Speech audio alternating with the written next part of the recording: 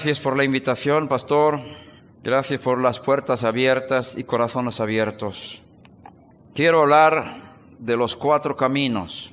Moisés estuvo en el monte diciendo a Dios: permite conocerte, permíteme conocer tus caminos. También está escrito en Isaías 2 que todas las naciones van a subir a Jerusalén, con el propósito de ser instruidos en los caminos de Dios. Queremos conocer sus caminos. ¿Quieres conocer los caminos de Dios? Quiero presentarte 4 caminos de Dios. No vamos a hablar de todos en extensión en esta sesión. Ya hablamos de 2. Y el que quiere escuchar más extensamente sobre el primero y el segundo tendrá que conseguir las grabaciones, que las podremos ofrecer, no hay ningún problema. Y hoy hablaremos del tercer camino y del cuarto, con la ayuda del Eterno. No estoy seguro que si vamos a llegar. Los 4 caminos son los siguientes. El primer camino es el camino de la verdad. El segundo camino es el camino de la santidad. El tercer camino es el camino del poder. Todos quieren caminar ahí, pero tienes que caminar en los 2 primeros primero para llegar al tercero. Cuarto camino, el camino del amor, que es el más grande, más importante. Estos caminos corresponden a 4 espíritus. Juan 14:17 dice: el espíritu de verdad, a quien el mundo no puede recibir. También Juan 15:26 dice: cuando venga el Consolador, a quien yo enviaré del Padre, es decir, el espíritu de verdad. También Juan 16:13, pero cuando Él, el espíritu de verdad, venga. Así vemos que hay un espíritu de verdad que corresponde al camino de la verdad. Luego, en 2 de Timoteo 1:7, voy rápido porque esto es la introducción, un poco de resumen, para llegar al tercer camino que vamos a tratar más a fondo hoy. 2 de Timoteo 1:7, porque no nos ha dado Dios espíritu de cobardía, sino de poder, de amor y de dominio propio. Hablamos del espíritu de verdad, pero también conocemos al Espíritu de Dios, más conocido como el Espíritu Santo, que en hebreos no es Espíritu Santo. Ruach HaKodesh significa espíritu de santidad. Espíritu de santidad. Es el término más usado en los escritos mesiánicos del Espíritu de Dios que nos ha sido dado en el Mesías. Espíritu de santidad. Y ahí vemos en 2 Timoteo que hay un espíritu de poder, espíritu de amor. Corresponde a los otros caminos, el camino del poder y el camino del amor. Y el dominio propio, yo diría que corresponde al camino de santidad. ¿Verdad, profesor? ¿Estamos de acuerdo? El que tiene dominio propio es el que sabe poner límites. Y es precisamente eso lo que produce santidad, los límites. Esto corresponde también a 4 peticiones de Pablo en la carta a los Efesios. Los 4 caminos, los 4 espíritus y las 4 peticiones. En el capítulo 1 de Efesios, versículo 17 en adelante, tenemos 3 peticiones. Pidiendo que el Dios de nuestro Señor Yeshua, el Mesías, y con permiso, cambio la palabra Jesús por Yeshua, que es su verdadero nombre, y Cristo por Mesías, para que conecte más con lo hebreo, para que tengamos el fluir de Jerusalén, de donde sale la palabra de Dios. Pidiendo que el Dios de nuestro Señor Yeshua, el Mesías, estoy usando la versión de las Américas si quieres proyectar. Yeshua tiene un Dios, el Mesías tiene un Dios. Y Pablo no está pidiendo a Yeshua, no tienes oraciones a Yeshua en la Biblia. Bueno, un par de comunicaciones así, algunas cosas, pero Yeshua dijo: oraréis al Padre. Y Él nos enseñó a orar Padre nuestro. O sea, que si oras a Yeshua, no estás orando de forma bíblica. Si quieres seguir la Biblia, tienes que orar al Padre, en el nombre de Yeshua, porque Él es el camino al Padre. Él no es la meta, es el medio. ¿Está bien? Pidiendo que el Dios de nuestro Señor Yeshua, el Mesías, el Padre de gloria, os dé espíritu de sabiduría y de revelación en un mejor conocimiento de Él. Este es el camino de la verdad. El espíritu de revelación y de sabiduría es el espíritu de verdad, que revela la verdad acerca de Dios. Conocer a Dios es la vida eterna, y eso viene de una revelación del espíritu. Aquí hay mucho que hablar. Cuando llegué a Israel, hace como 18 años, Me di cuenta que mi concepto de Dios era muy pequeño. El Dios que yo tenía, el concepto, la apreciación, el conocimiento de Dios que yo tenía durante mi vida era muy limitado comparado con lo que se estaba abriendo ahora al venir a Israel, no solamente por la tierra santa, sino por la enseñanza de los judíos de quién es Dios. Como dice Yeshua, nosotros adoramos al que conocemos, vosotros adoráis al que no conocéis, porque la salvación viene de los judíos. Si quieres saber quién es Dios, pregunta a un judío. Es una revelación de generaciones que los judíos han mantenido. ¿Quién es Dios? La verdad sale de Jerusalén. Llegará un tiempo cuando todos los gentiles dirán, vamos a ir a Jerusalén, que nos enseñe sus caminos. Porque la palabra de Dios saldrá de Jerusalén, no de Roma, ni de Monterrey. Por eso dice, subamos. Es decir, estamos en un nivel más bajo. Nosotros no estamos por encima de los de Jerusalén, estamos por debajo de los de Jerusalén. Y tenemos que subir y preguntar, que nos enseñen. Tomar el fleco. Alguien dijo que si yo pudiera tocar el manto, alguien cantó esto esta mañana. Los flecos de los mantos de los judíos. Aquí están. Tengo 4. Mi maestro tenía esto. Y todos los que agarraban los flecos fueron sanados de sus enfermedades. Y he visto mucha gente sanarse al tocar esto. Cientos al tocar esto. Aquí está el nombre de Dios codificado. ¿Te acuerdas de la mujer que vino detrás y tocó? ¿Qué fue lo que tocó? Tocó esto. Entonces, está escrito que 10 varones de las naciones agarrarán el manto de un judío y dirán, queremos caminar contigo porque hemos visto que Dios está contigo. Yo creo que ha llegado el tiempo para el cumplimiento de esta palabra, porque queremos conocer al Dios de Israel. Queremos conocer al Dios de Israel. Busca en la Biblia y a ver si encuentras la palabra el Dios de los gentiles. ¿Existe o no existe? Sí, en un solo lugar. Esa es la tarea. ¿Dónde está? Bueno, tú con una búsqueda ya lo encuentras. Una sola vez encontraron en toda la Biblia el concepto, la palabra, la expresión, el Dios de los gentiles. Todas las demás veces es el Dios de Israel. Entonces los gentiles, los que no son judíos, tienen que conectarse con el Dios de los judíos. La revelación viene de los judíos. Todo el evangelio fue predicado por judíos. La salvación viene de los judíos. La verdad viene de los judíos. Entonces el espíritu de revelación conecta con lo que Dios ha revelado al pueblo judío acerca de quién es Dios. Y ahí hay mucho que hablar y mucho que profundizar. Y el que es humilde, el que quiere subir, el que reconoce que estoy bajo y quiero subir, puede cambiar. El que piensa que lo sabe todo, no cambia. Tenemos que ser humildes cuando subimos a Jerusalén. Subimos, siempre subimos, para escuchar la palabra de Dios, porque está por encima de nosotros. Y Pablo está orando por los gentiles, para que tengan este espíritu de revelación. Un judío, un rabino judío, ora por los gentiles, para que tengan el espíritu de revelación para un conocimiento del Dios al cual él está sirviendo día y noche. Segunda petición, versículo 18, mi oración es que los ojos de vuestro corazón sean iluminados.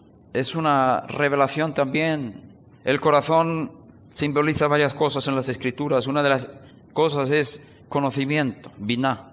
Biná está en el corazón, el conocimiento, la comprensión, más que el conocimiento. La comprensión, biná. Entonces, los ojos del corazón significa que yo pueda comprender a través de una revelación. Ojos espirituales. ¿Qué está pidiendo que veamos? Para que sepáis cuál es la esperanza de su llamamiento, es decir, lo que nos espera. Cuando nos llamó a algo, para que veamos la gran esperanza que nos espera ahí delante, en el futuro. ¿Cuáles son las riquezas de la gloria de su herencia en los santos? Aquí la palabra herencia no es que alguien haya muerto, sino está conectando con la palabra herencia en las Escrituras hebreas, cuando habla de repartir la tierra de Israel. Cada hijo de Israel, cada familia, cuando salieron de Egipto, fueron contados por familias, por varones, y cada varón recibió una herencia en la tierra, y repartieron la tierra en tiempo de Josué por heredad. Así está escrito. La tierra es dada por heredad a los hijos de Israel. Y no es que alguien haya muerto. No es una herencia de ese tipo, es una herencia de promesa de Dios para un terreno. Entonces, eso es un simbolismo muy grande para las cosas del futuro, para los hijos de Dios. Hay una herencia en el mundo venidero. Hay un terreno, una área tuya que Dios tiene preparada para ti en el Mesías, si has nacido de nuevo. Y Pablo está pidiendo que los ojos sean abiertos para ver lo que tenemos ahí en el mundo venidero. Cuando tú entiendes tu llamado, no vas a pecar. Pecamos porque no entendemos quiénes somos y a dónde vamos. José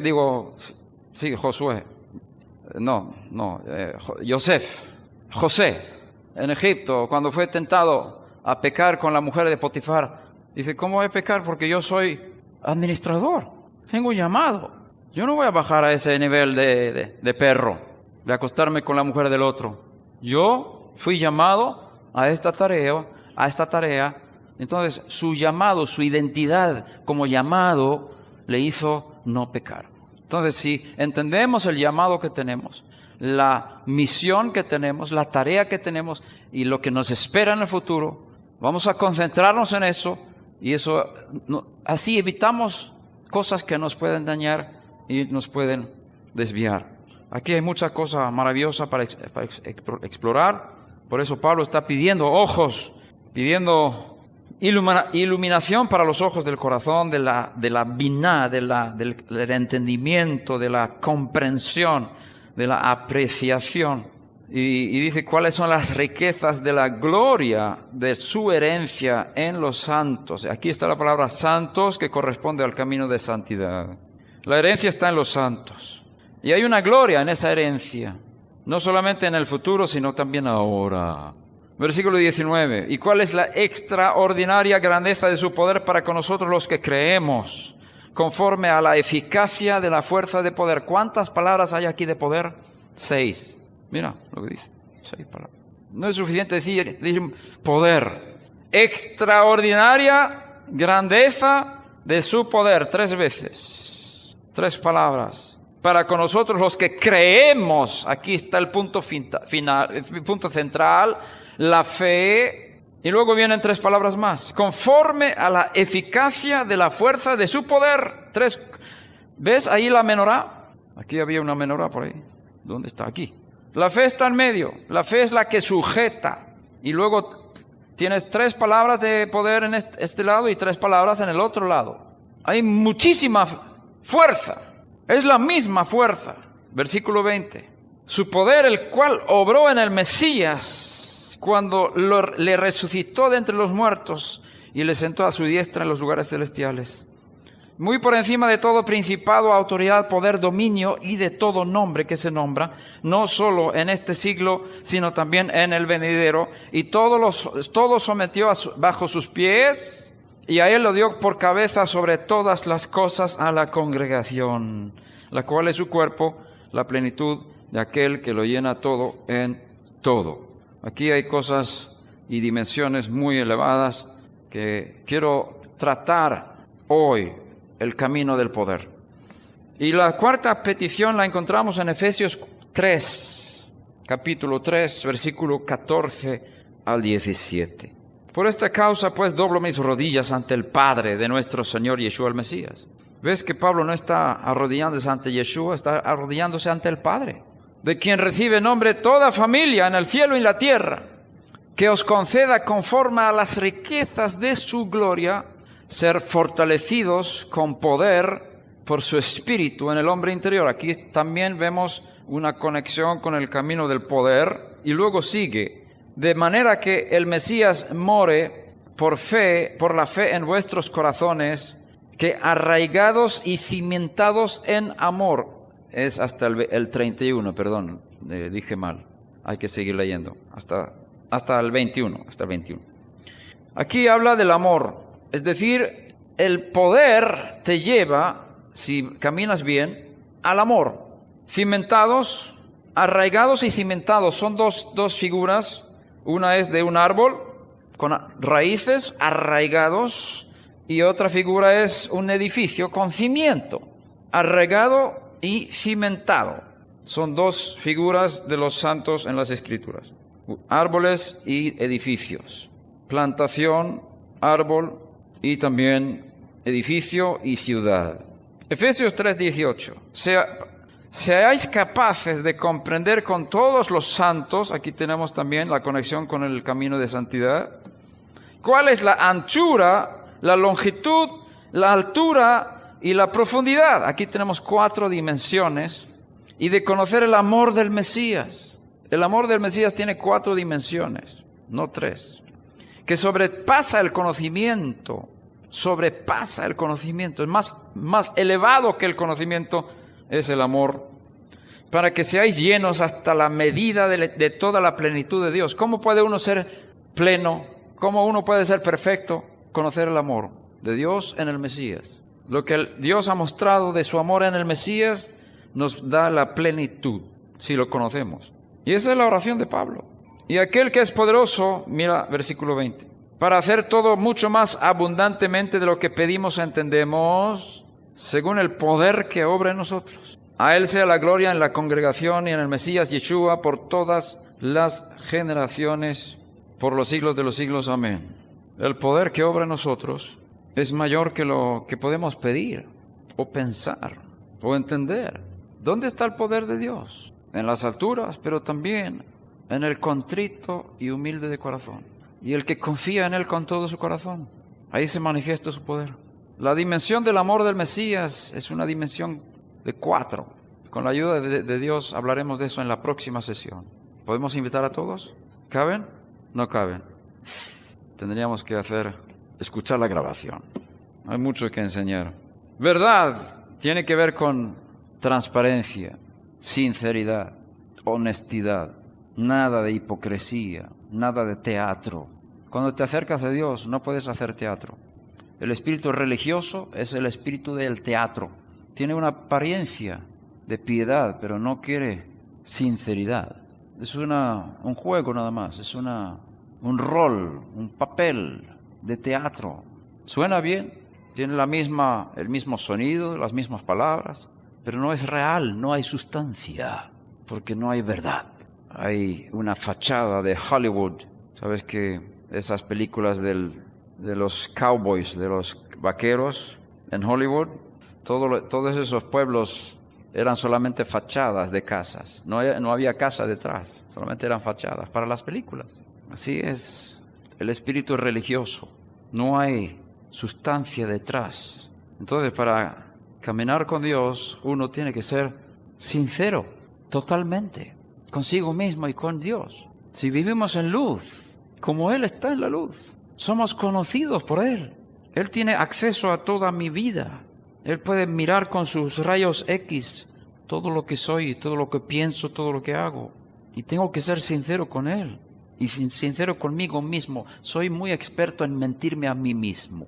No te engañes más a ti mismo. Sé transparente. Vive en luz, como Él está en luz. Entonces tenemos comunión unos con otros. Y la sangre de su Hijo, del Mesías, su Hijo, nos limpia de todo pecado. Solamente si hay sinceridad, hay pureza y limpieza en la sangre del Mesías. El que esconde, el que es hipócrita, el que pone una fachada de santidad, que no vive de una forma de santidad en su vida privada, cuando está solo con su novia en esa habitación, ya pasó a la impureza. No puede estar aquí cantando alabanzas a Dios. Dios no ve el corazón sincero, porque estás viviendo una vida doble, una vida en pecado y quieres alabar a Dios. No puedes. Eso es teatro, es abominación. Dios quiere tu corazón, tu sinceridad, tu transparencia. Y cuando reconocemos nuestras deudas, nuestras faltas, nuestros fracasos y las debilidades, su gracia nos llena y nos cambia. No hay cambio sin reconocimiento de los errores y de las faltas. Si somos sinceros, Dios nos cambia. Podemos caminar el camino de verdad. Y eso nos lleva al camino de santidad. La verdad nos lleva a la santidad. ¿Por qué es llamado el Espíritu Santo? Para producir santidad en nosotros. Santidad significa separación, donde ponemos límites, dominio propio, limitaciones. No traspasamos los límites. Cuando yo era joven aprendí que novios no están en la misma habitación con la puerta cerrada antes de que se casen. Eso es una ley. para los santos de Dios. Dos novios, chico y chica, no están en la misma habitación, solamente los dos con la puerta cerrada. Prohibido. Y un hombre santo y una mujer santa guarda esa ley, esa regla que es buena para protegernos del pecado. Hay que poner límites, guardar distancias. La muralla de Jerusalén en Apocalipsis, la Nueva Jerusalén, es una muralla muy alta, muy grande, muy gruesa. Es una muralla que protege la ciudad. Esa es la santidad, por eso llama la ciudad santa. La Jerusalén, la ciudad santa. La ramera es llamada la grande, la gran Babilonia. La ciudad de Dios es llamada la ciudad santa. Y la diferencia es que la ramera es una puerta y la novia es una muralla. La ramera tiene una puerta abierta para que cualquiera pueda entrar. Y ahí entran los pecadores y la impureza y toda la cosa porquería del mundo. Es la ramera, la congregación sin santidad, que permite cualquier cosa. Pablo escribe a los santos de Éfeso, a los santos de Tesalónica, a los santos de Colosas. ¿Por qué? Porque ellos saben diferenciar, saben poner límites. Los demonios, cuando reaccionaban ante el Mesías, gritaban diciendo: yo sé quién eres, el santo de Dios. El demonio no dijo: tú eres el santo Dios, no, el santo de Dios, no es lo mismo. ¿Y por qué no le dijo: tú eres el poderoso de Israel? No. Lo que desafió a los demonios fue ¡ay! Aquí cae todo, perdóname. Está bien, déjalo así. Déjalo ahí abajo, déjalo. Bueno, está bien. Lo pongo aquí para que no vuelva a pasar. Lo que desafió a los demonios fue la santidad del Maestro. Yo sé quién eres, el santo de Dios. No aguantan a un hombre santo. El hombre o la mujer que están llenos del espíritu de santidad, es decir, han aprendido a vivir una vida íntegra en todo, en sus pensamientos, en sus palabras, en su conducta, especialmente cuando están en su casa donde nadie los ve, en su familia, con su esposa, con sus hijos. Santidad en toda vuestra manera de vivir, dice Pedro. El santo puede ser equipado de poder de Dios. El impuro que busca el poder es peligrosísimo. La impureza con la fuerza sobrenatural se vuelve brujería. Tú no necesitas ser santo para obtener los poderes sobrenaturales de la parte de la impureza espiritual. Además es al revés. Cuanta más impureza haya, más poder se libera de los demonios. Por eso se llama el Belcebú, el señor de las moscas, uno de los nombres del diablo. ¿Por qué? Porque las moscas van a donde hay porquería, donde huele mal. Ahí es donde van los demonios. Entonces, purifícate y las moscas no te van a buscar. Vive una vida santa y tendrás dominio sobre el diablo. Es por falta de santidad que no hay poder. Todos quieren el poder, pero no quieren santidad. No hay camino al poder sin santidad. Santifícalos en la verdad. Tu palabra es verdad. Juan 17:17. Ahí vemos que el camino de la verdad lleva a la santidad y el camino de la santidad nos lleva al camino de poder. El camino de poder. ¿Quieres un texto? Te voy a dar el texto que habla del camino de la verdad en las Escrituras. Está en Génesis 24:48. Ahí encontramos la expresión camino de verdad. Derech Emet. Hay una expresión en las Escrituras que habla del camino de santidad. Está en Isaías 35:8. Allí habrá una calzada, un camino, se hará llamado camino de santidad. Y luego tenemos el camino del poder. Podemos encontrar el Salmo 84:5, 6 y 7, 84:5 al 7. Cuán dichoso es el hombre cuyo poder está en ti, en cuyo corazón están los caminos. Pasando por el valle de Bacá, la convierten en manantial. También las lluvias tempranas lo cubren con bendiciones. Van de poder en poder. Aquí está el camino de poder. Es un camino con peldaños, es una escalera. Hay niveles de poder, como hay niveles de santidad, como hay niveles de amor. Pero yo no sé si hay niveles de verdad, profesor. No sé. ¿Es verdad o no es verdad? No hay niveles. Hay que meditar un poco en eso. Y tenemos la expresión un camino más excelente en 1 Corintios 12:31. Dice Pablo, yo os muestro un camino más excelente. Y luego empieza a hablar del amor, el capítulo 13, que es el camino más excelente. Ahí vemos 4 caminos y queremos conocer esos 4 caminos de Dios. Tenemos sed y hambre para conocer y caminar sobre esos caminos. Volviendo al camino del poder, está escrito en Salmo 84:5, cuán dichoso es el hombre cuyo poder está en ti. ¿Dónde está el poder? Mi poder, ¿dónde está? En Dios. Aquí estamos hablando de lo que es la fe, que desata el poder de Dios. Acuérdate de lo que hablamos de Pablo cuando habló del poder. Dice, en los que creemos se manifiesta este poder. Y la fe se canaliza en 4. Creo que hablamos de eso la otra vez que estuve aquí. Emuná en hebreo, fe, tiene 4 significados. El primer significado es fidelidad. Segundo significado es confianza. Fe es confianza. Tercer significado es convicción. Fe es convicción. Cuarto significado es constancia. Son 4 significados de la palabra emuná, fe en hebreo. Y cuando hay emuná, puede haber poder, porque el poder no está en mí, sino en Dios. Puede que esté en mí, pero es porque Dios lo ha colocado en mí. Y la fuente no soy yo, sino Él, en mí.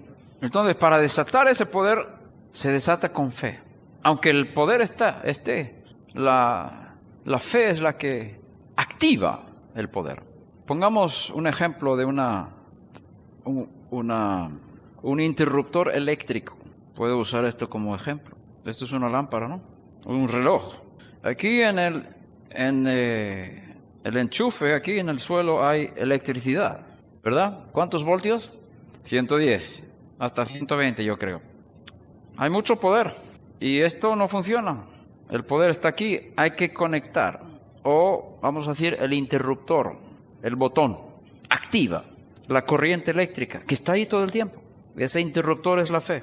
El poder obra en los que creemos, los que somos fieles. Y eso tiene que ver con verdad y con santidad.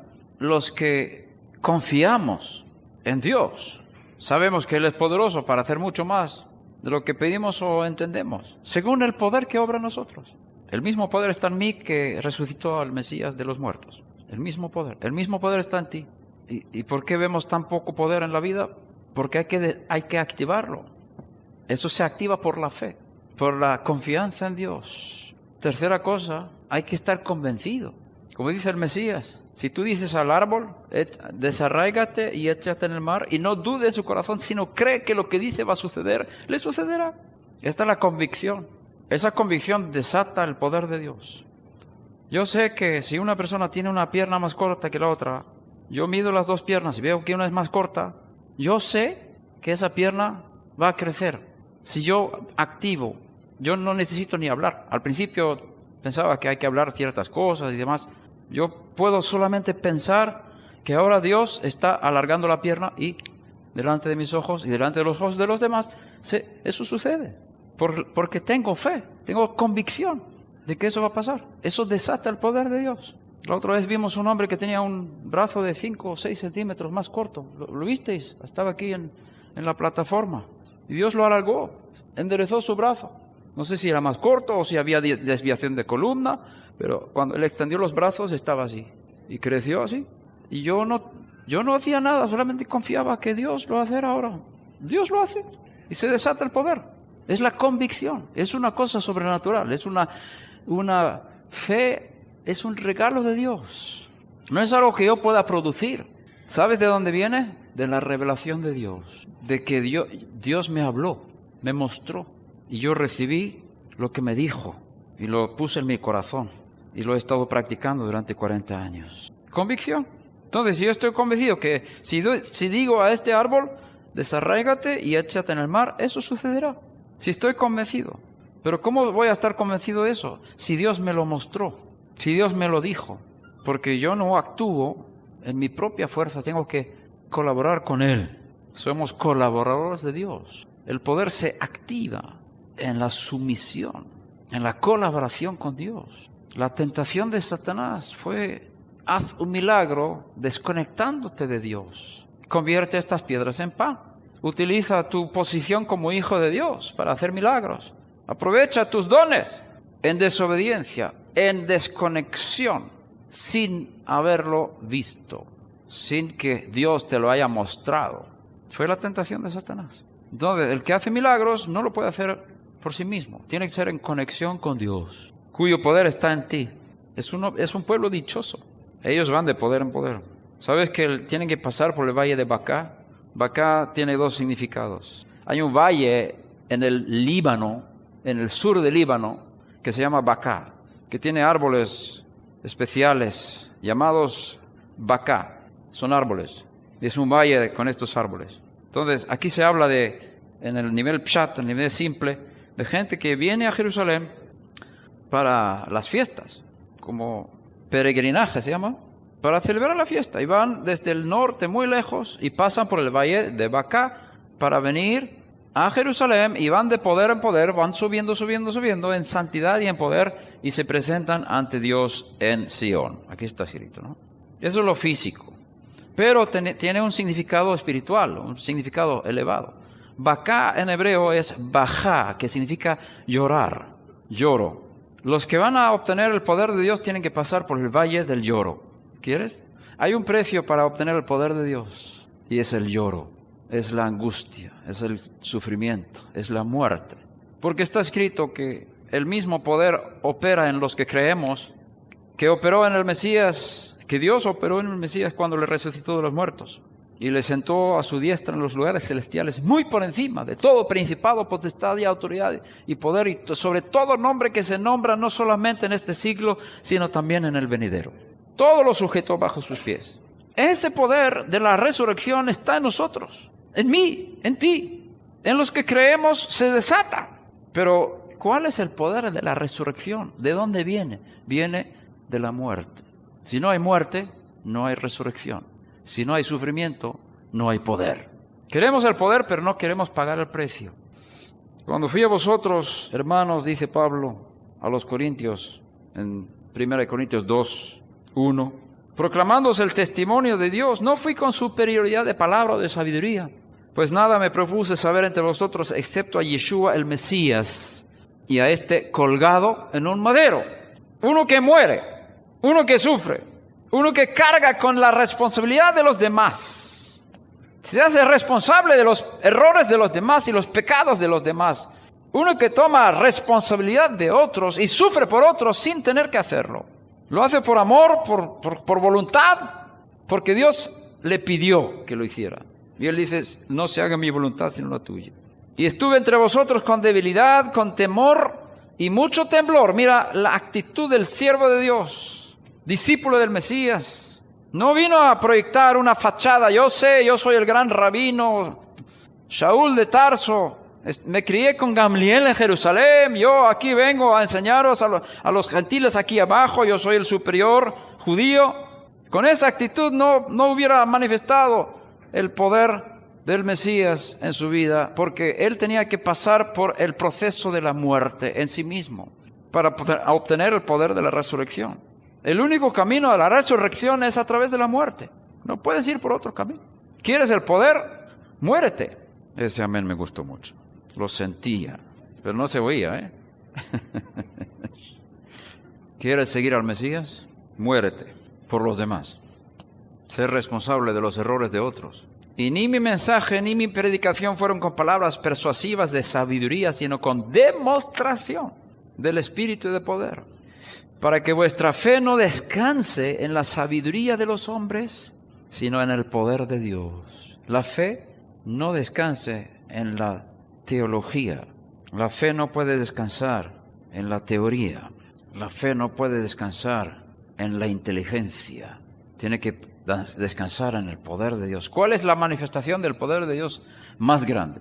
¿Cómo? La resurrección, quizás la creación, por un lado, cuando creó los cielos, la tierra, todo. Una manifestación de poder tremenda durante 6 días de creación. Por eso están las 6 palabras del poder de Dios. Tiene que ver con la creación, los 6 días de la creación. Pero también hay una nueva creación, que es la resurrección del Mesías Yeshua, donde yo creo que Dios creó los cielos nuevos y la nueva tierra. En esa resurrección no fue solamente del cuerpo de Yeshua, sino esa fue la nueva creación de todas las cosas. Ahí se manifestó el poder de Dios en otra dimensión, yo creo que más grande que cuando creó los cielos y la tierra la primera vez. Entonces, ese es el poder de Dios, es la fuente de la fe, es la resurrección de Yeshua. 1 Corintios 4:20, porque el reino de Dios no consiste en palabras, sino en poder. En poder. ¿El reino de Dios en qué consiste? ¿En enseñanza? ¿En leer la Biblia todos los días? El reino de Dios consiste en poder. ¿Cuál es la esencia del reino de Dios? Poder. Si no hay poder, no está el reino. Salmo 105:4. Buscad al Señor y su fortaleza. Buscad su rostro continuamente. Primero, buscad al Eterno. Segundo, su fuerza. Y luego se reivindica. Buscad su rostro. Busca su rostro más que su mano. Busca su rostro más que su mano.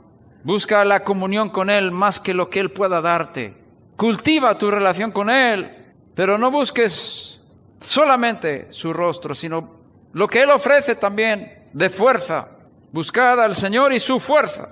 Buscad su rostro continuamente. Es decir, yo quiero ver lo que tú estás haciendo. Quiero identificar. Rostro, Dios no tiene rostro como nosotros pensamos. No tiene ojos, ni orejas, ni boca, ni nariz. Eso es un rostro humano, que es un reflejo de las capacidades de Dios en este mundo, de ver, de oír y de hablar, y de oler en un sentido, pero el olor es más físico.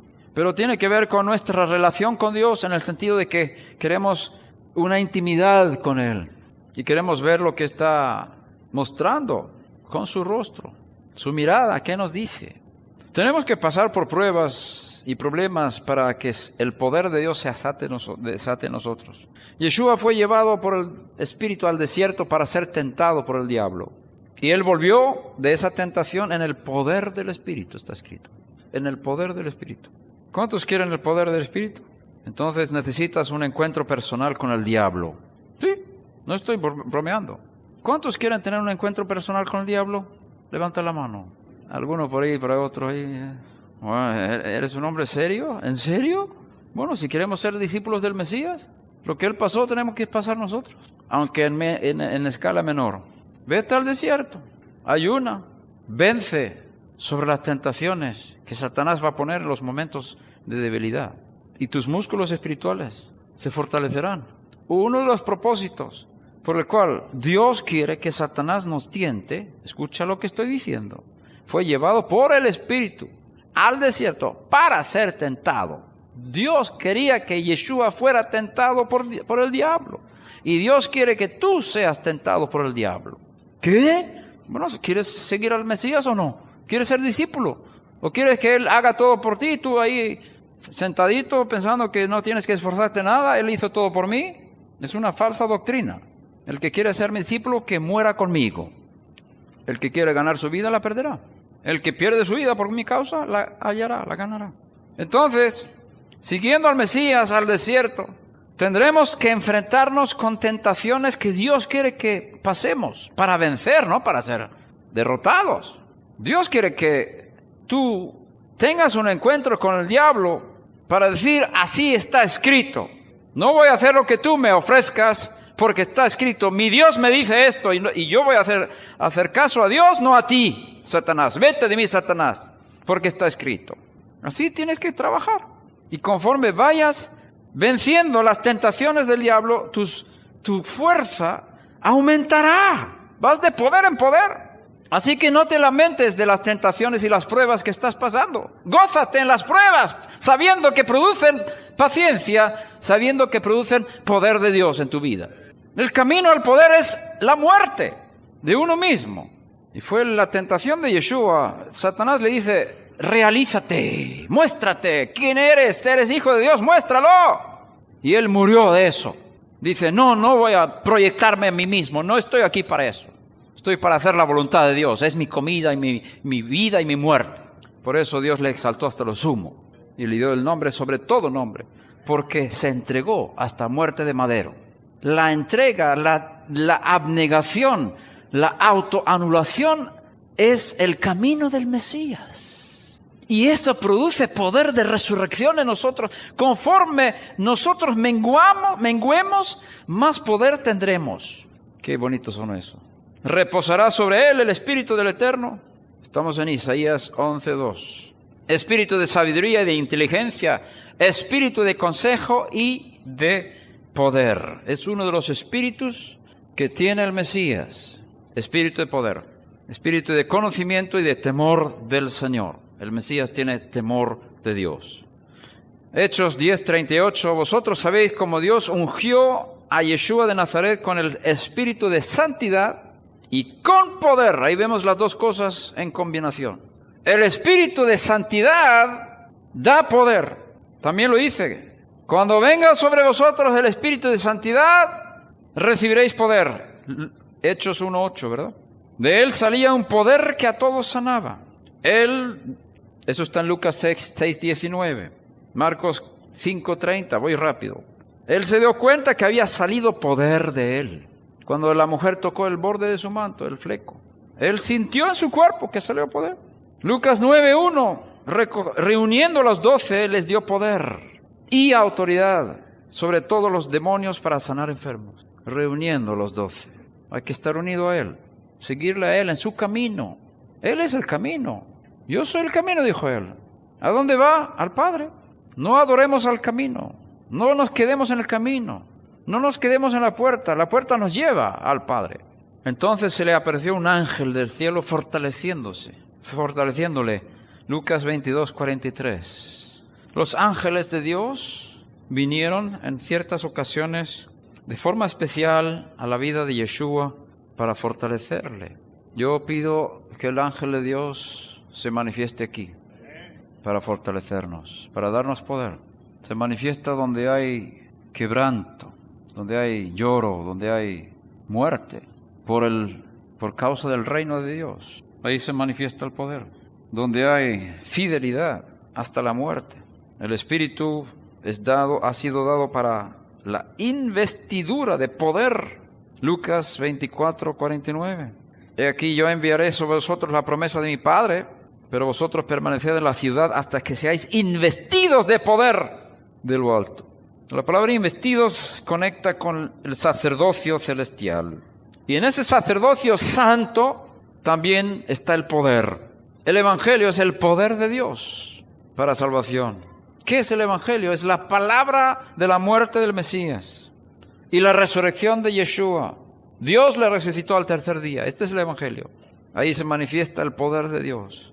1 Corintios 1:18, la palabra del madero. Me gusta más usar la palabra madero que cruz, porque cruz se utiliza de forma en idolatría, y quiero alejarme de la idolatría, de todas estas cruces y el culto a la cruz y todo esto. Entonces prefiero usar la palabra madero. Además, el texto no dice cruz. La palabra griega no dice cruz. Es una interpretación de los traductores. La palabra griega dice madero, stauro, no es cruz en griego. Entonces, la palabra del madero es necedad para los que se pierden, pero para nosotros los salvos es poder de Dios. Es decir, hablar de la muerte del Santo de Dios, como Él murió por nosotros, sufrió por nosotros, produce poder de Dios. ¿Ves la contradicción? Ahí está el secreto de Dios. Tenemos armas poderosas en Dios. Voy a terminar con un par de versículos más. 2 de Timoteo 3:5. Teniendo apariencia de piedad, pero habiendo negado su poder, a los tales evita. Esto habla de los predicadores en los últimos tiempos. Ciertos predicadores que tienen apariencia de piedad, es decir, son maestros en teatro. Aparece una fachada de piedad, de religiosidad, de devoción a Dios. Hablan de Dios, pero no hay poder, porque ellos niegan el poder de Dios en el sentido de su vida privada y personal, y no permiten que Dios les transforme para vivir una vida santa, porque el Espíritu Santo, el Espíritu de santidad fue dado para producir obediencia en nosotros. Como está escrito, el Espíritu Santo que Dios ha dado a todos los que le obedecen. Tiene que ver con la obediencia, la santidad. Los que niegan el poder podrán tener una apariencia de piedad, pero no tienen poder en su ministerio.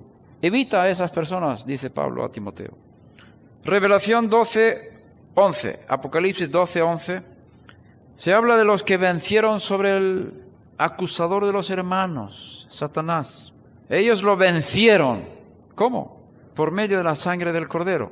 ¿Para qué sirve la sangre? ¿Contra el diablo? No. No uses la sangre contra el diablo. No es bíblico. La sangre no es una arma. Eso es de la brujería, de la santería y todas estas cosas.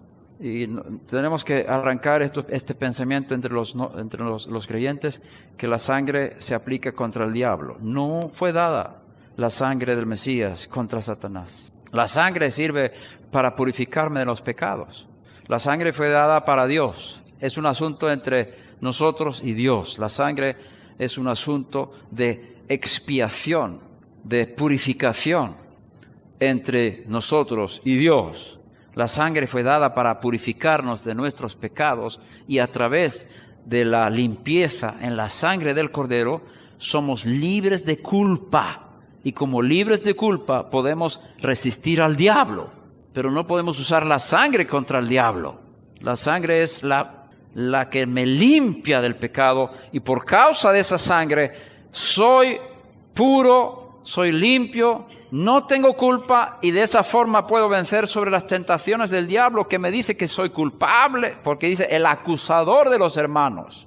El que me acusa. Entonces yo venzo, yo no hago caso a estas acusaciones, porque hay una sangre que me limpia de todo pecado. Y de esa forma venzo sobre sus acusaciones. Pero no uso la sangre, te resisto en la sangre de Cristo. No puedes hablar así al diablo, eso no es bíblico. Busca la Biblia, sé bíblico. Sigue la palabra de Dios. Deja las tradiciones de los hombres. Un poco de picante hoy también. Entonces lo vencieron por medio de la sangre del Cordero. Y es más, vencieron a Satanás porque estaban dispuestos a morir. Mira lo que dice aquí. Y por la palabra del testimonio de ellos, y no amaron sus vidas, llegando hasta sufrir la muerte. Así vences sobre el diablo. ¿Cómo vencemos sobre el diablo? Muriendo de nosotros mismos. ¿Cómo Yeshua venció sobre Satanás? La última tentación fue: si tú eres hijo de Dios, bájate del madero, bájate. Fue la última tentación. Dice: yo no bajo porque Dios no me lo dijo. Yo estoy aquí para cumplir su voluntad, no la mía. Estoy muriendo porque Dios quiso que yo muriera por el mundo, y todo el pecado de la humanidad está en mi cuerpo porque Dios quiso eso. Yo me humillo, no estoy aquí para mostrar mi poder, no estoy para proyectarme a mí mismo, estoy aquí para hacer la voluntad de Dios, someterme a sus propósitos. Y Él quiere que yo muera, entonces yo voy a morir. Me niego a mí mismo. El camino de la autonegación es el camino del Mesías. Y la única confianza que tengo es que Dios me va a levantar de los muertos. Por eso está escrito en Hebreos 5:7. El Mesías en los días de su carne, habiendo ofrecido oraciones y súplicas con gran clamor y lágrimas, al que podía librarle de la muerte, fue oído a causa de su temor reverente. Yeshua no podía salvarse a sí mismo de la muerte. Él dependía de la gracia de Dios. No bajó a los infiernos y peleó con Satanás. La Biblia dice que Él sufrió la muerte. Yo creo que Él se fue al lago de fuego. Dios le puso en el lago de fuego porque ese era mi lugar, y Él tomó mi lugar para que yo no tenga que ir allí. Y el único que podía sacarle de ahí fue Dios. Él no podía salir de sí mismo. Por eso durante los días de su carne, con gran clamor y lágrimas, Él estaba pidiendo: por favor, sácame de la muerte, libérame de la muerte, sálvame de la muerte. Así que el primer que fue salvo en la historia es Yeshua. Dios lo salvó para que se convirtiera en un salvador del mundo. Igual que Faraón sacó a José de la cárcel, y luego José salvó al mundo entero del hambre.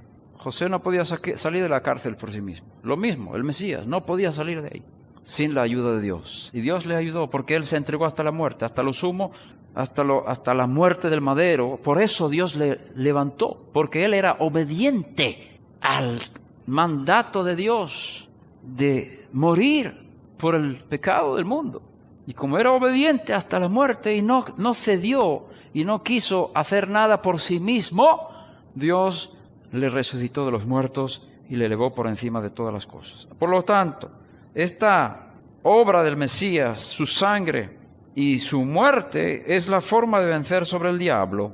Nosotros vencemos sobre el diablo muriéndonos de nosotros mismos, aprovechándonos de la sangre del Cordero para que no haya acusación más, y así vencemos sobre Satanás. Filipenses 3, 10 y 11 para terminar. Conocerle a Él el poder de su resurrección. ¿Quieres conocer el poder de su resurrección? Y la participación en sus padecimientos. Esto va juntos. Conforme tú seas partícipe de los padecimientos del Mesías, el poder de Dios va a manifestarse en tu vida, llegando a ser como Él en su muerte, a fin de llegar a la resurrección de entre los muertos. Pongámonos de pie. Padre Santo, yo sé que hay mucho material de una vez. Pido el espíritu de revelación y de sabiduría para discernir las cosas que se han hablado aquí. Gracias por corazones muy abiertos, muy dispuestos. Queremos conocer tus caminos, queremos ser transformados, queremos ser fieles a tu palabra. Libéranos de todas las tradiciones que no concuerdan con tu voluntad, conceptos, ideas. Queremos andar en la verdad que nos lleva a la santidad, que nos lleva al poder, que nos lleva al amor. Bendito sea tu nombre. Gracias. Gracias, amado.